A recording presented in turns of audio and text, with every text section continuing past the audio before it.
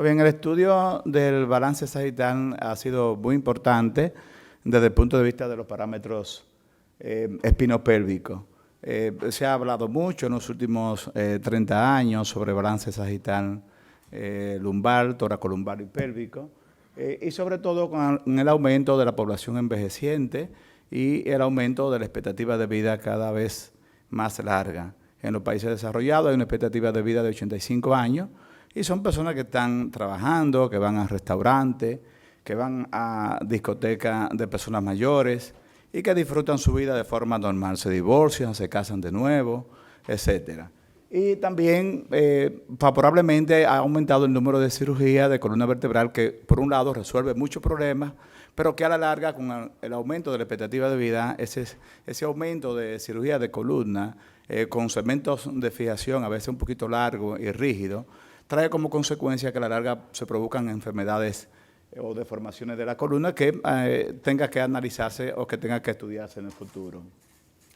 Un mal balance sagital está relacionado, y eso ya está comprobado, con una muy mala calidad de vida, con una gran discapacidad de nuestros pacientes, y la importancia y la valoración del balance sagital sobre todo es muy importante para la planificación prequirúrgica y para evaluar los resultados de nuestra cirugía.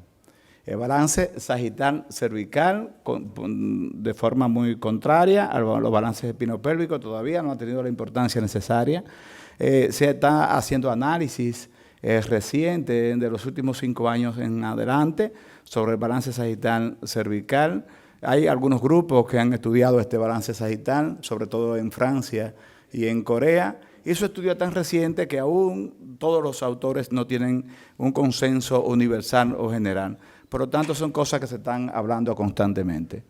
No pretendo en estos 20 minutos cansarlo, aburrirlo, con una conferencia larga de muchos numeritos, muchos ángulos que a veces a nosotros mismos que preparamos estos temas nos resulta un poquito difícil de entender. Vamos a hacer algo corto, simplemente presentar los parámetros cervicales más frecuentes, reportados en la publicación, y clasificar algún tipo de deformidad cervical, la forma clásica como se clasifican.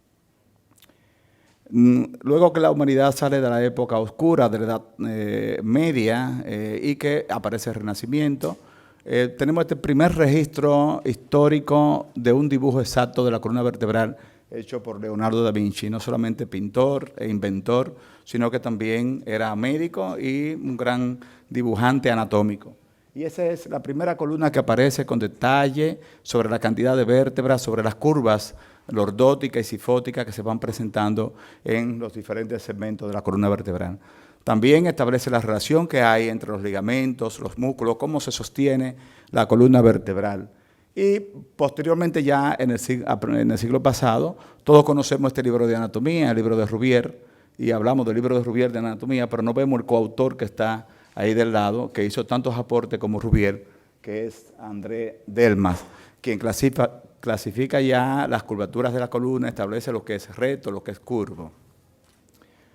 En el 1992, 1998, el grupo Duval-Beprup, que obviamente para exaltar a las damas aquí presentes era o es una mujer, no sé si está viva aún, quien fue que estableció estos parámetros espinopélvicos y habla de lo que es la incidencia pélvica, lo que es la inclinación pélvica y lo que es la pendiente sacra, lo cual el doctor Luna nos va a hablar más hacia adelante.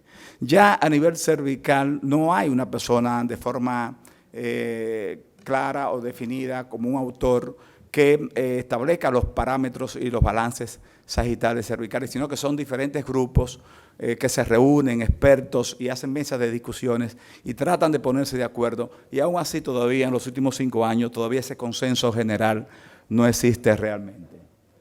Bien, entrando a balance sagital cervical, tenemos que hablar de lordosis cervical.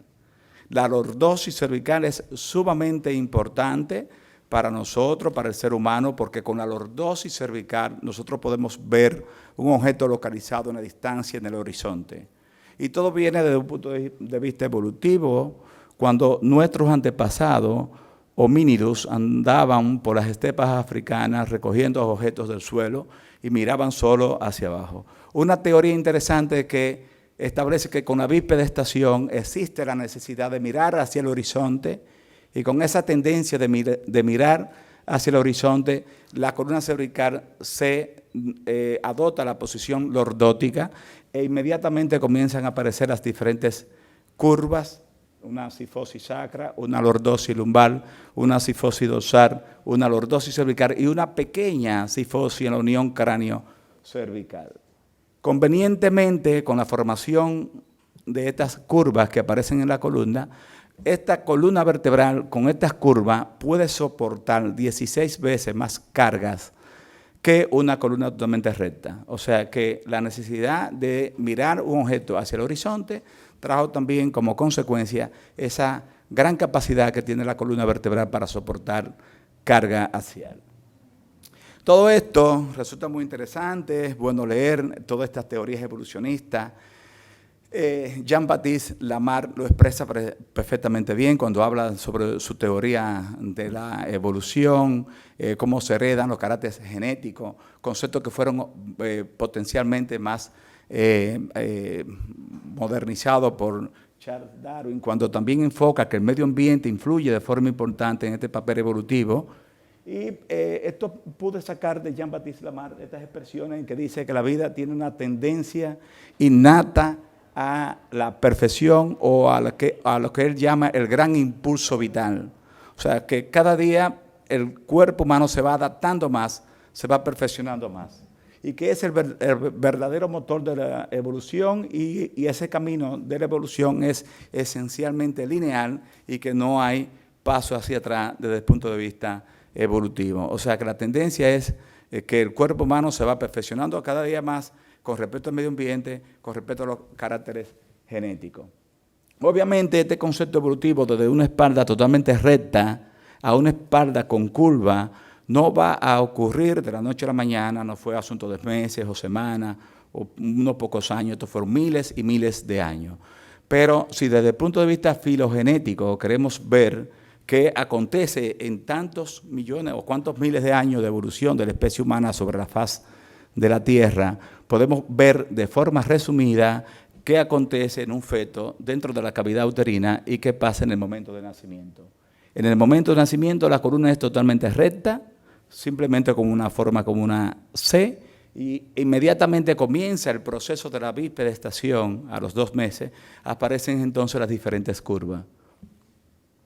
Cuando hablamos de balance sagital y entrando ya en materia, tenemos que hablar de lo que se llama el cono de economía de Dobzhanev. El doctor Luna va a hablar más hacia adelante, que establece que el cuerpo humano tiene que estar dentro de ese cono de economía, en el cual no hay fatiga muscular, no hay consumo energético de los músculos extensores y flexores, se mantiene el cuerpo en una posición anatómica, recta, inclinado hacia uno u otro lado, pero que si una parte del cuerpo se sale de ese cono de economía por alguna patología, por algún problema degenerativo, entonces va a haber un gran consumo energético, va a disminuir la capacidad o la calidad de vida de nuestro paciente. Obviamente, el objetivo final es mantener la mirada verticalizada.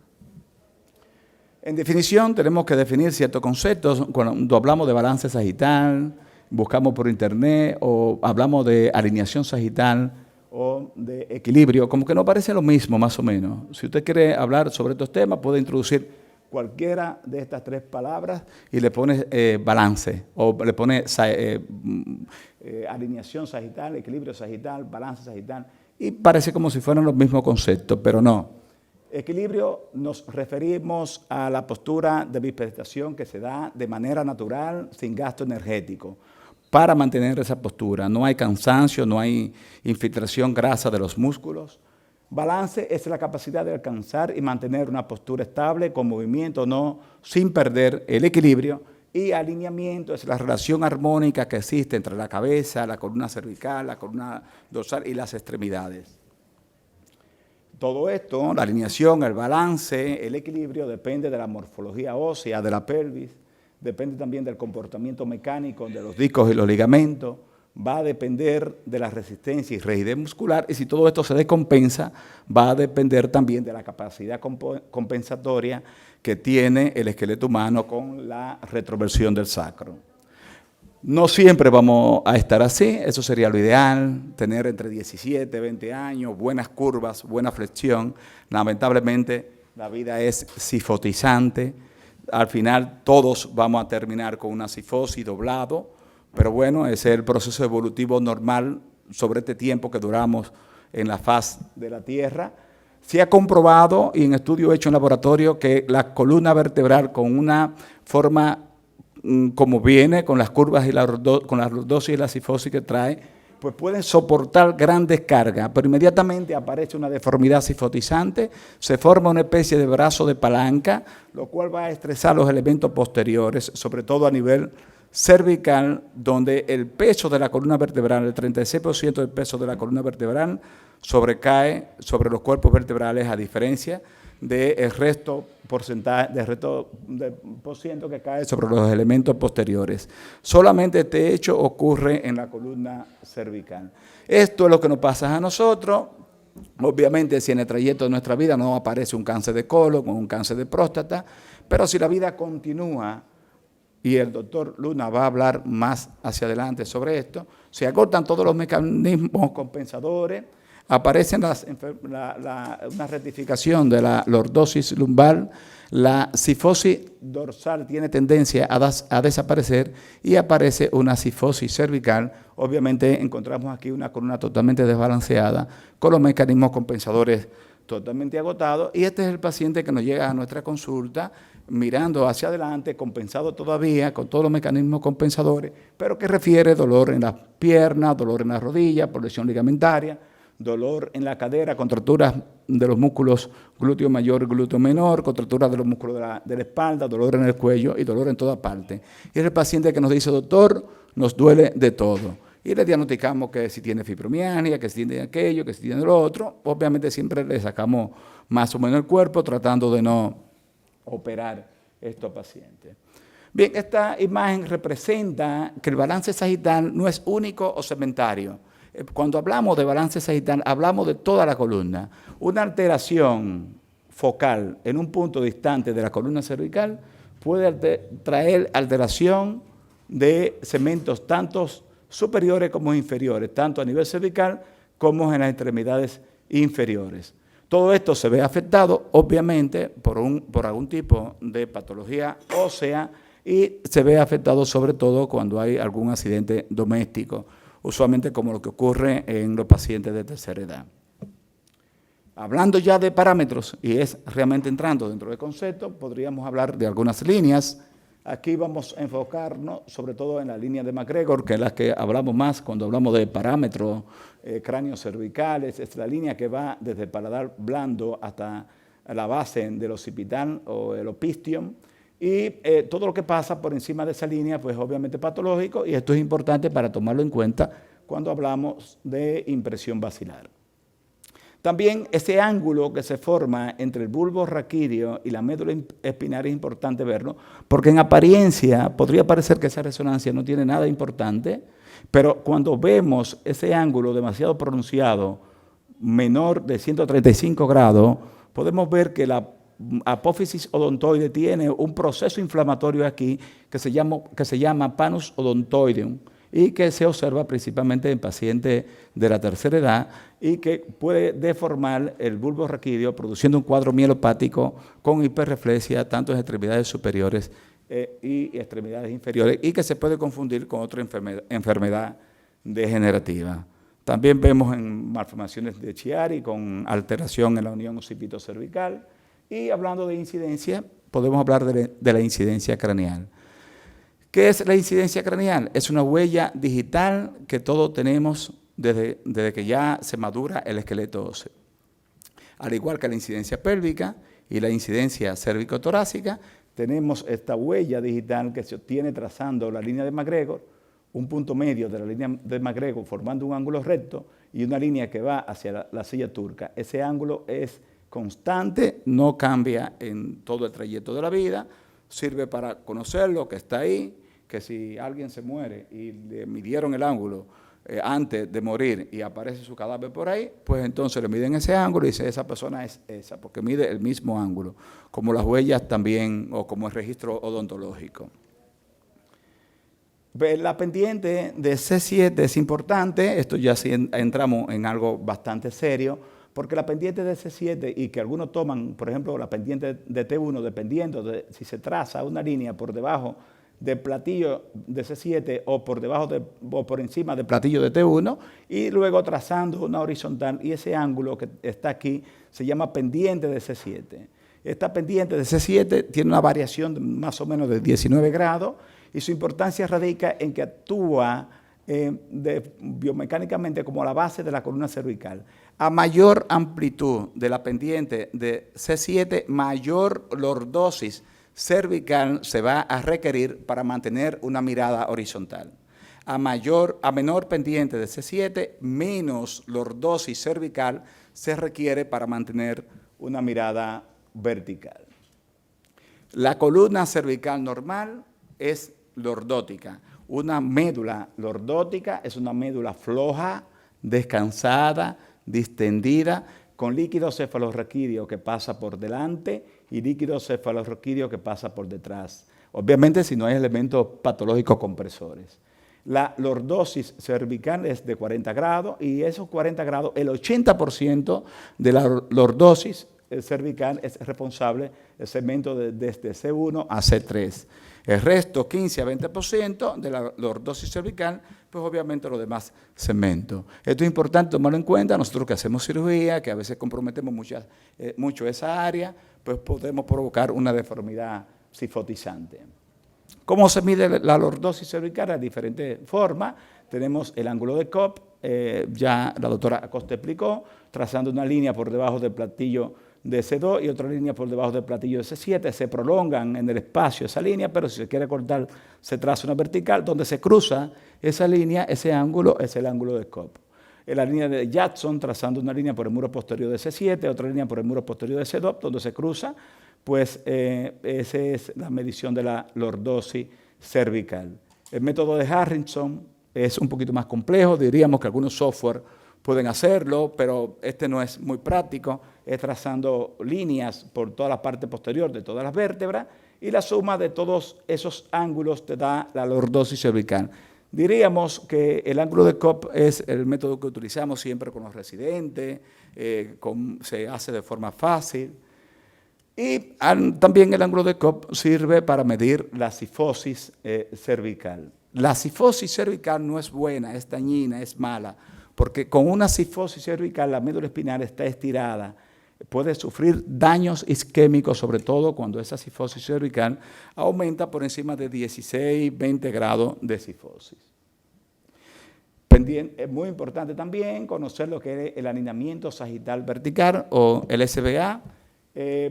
Hay quienes no le ponen alineamiento, sino eje sagital vertical. Pueden buscar también como equilibrio sagital vertical. Puede cambiar la terminología.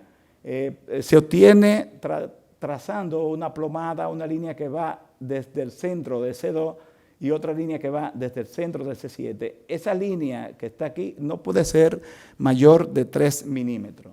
Una línea o un SBA mayor de 4 milímetros es un SBA que está relacionado con una muy mala calidad de vida porque hay fatiga de los músculos cervicales posteriores, hay una alteración o una deformidad cifotizante de la médula cervical y de la columna vertebral, por lo tanto daños isquémicos de la médula espinal. Los mecanismos compensadores por debajo, dorsal y lumbar y pélvicos, se alteran y por lo tanto este paciente va a tener una vida muy discapacitante con infiltración grasa dentro de los componentes musculares y obviamente muy dependiente de los demás. También es importante conocer el SBA cuando hacemos planificación quirúrgica, porque si nos quedamos cortos en una instrumentación cervical posterior y terminamos sobre todo donde comienza la línea de una deformidad, pues entonces vamos a provocar una enfermedad de segmento adyacente con aparición de síntomas neurológicos después de la cirugía.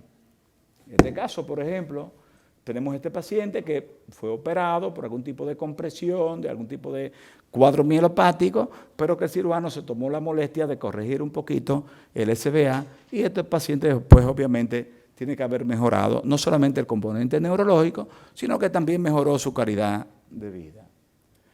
Importante este ángulo vertical frente mentón, al quien le llaman es mentón, se traza una línea por la cara y está vertical. Este ángulo tiene que tener un valor positivo si hacia adelante de más 10, pero en la forma erecta y con la cabeza estirada hacia atrás tiene un valor negativo de menos 10. Si ha comprobado que un valor positivo de más 25, como está en este caso esta señora, esta paciente va a tener una dificultad extrema para mirar hacia adelante.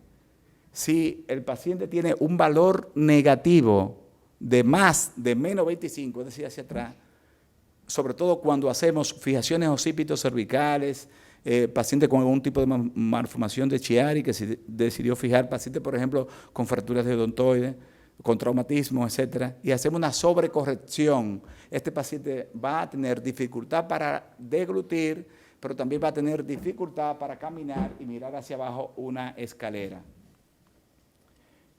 Esto, la incidencia cérvico-torácica, al igual que la incidencia craneal y la incidencia pélvica, son parámetros estables, constantes.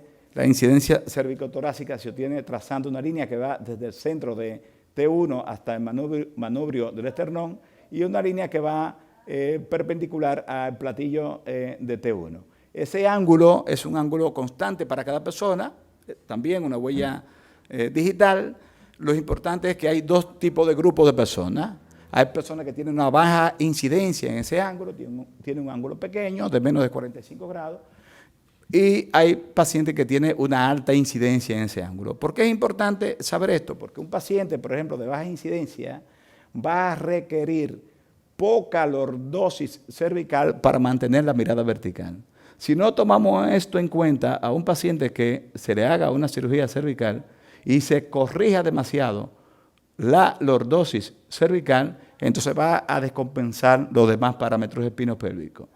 Un paciente con alta incidencia cérvico-torácica es un paciente que va a requerir mucha lordosis cervical para mantener una mirada vertical. Importante tomar en cuenta porque si este paciente en una cirugía lo llevamos a una cifosis cervical, pues entonces va a traer alteración de los demás parámetros espinopélvicos. Esto resulta como medio difícil de calcular, pero realmente le digo la verdad, esto es muy fácil. Hay sistemas de software que se descargan en un celular que lo pueden hacer. Si usted no quiere hacerlo con una regla, pues puede hacerlo a través de un sistema de esto.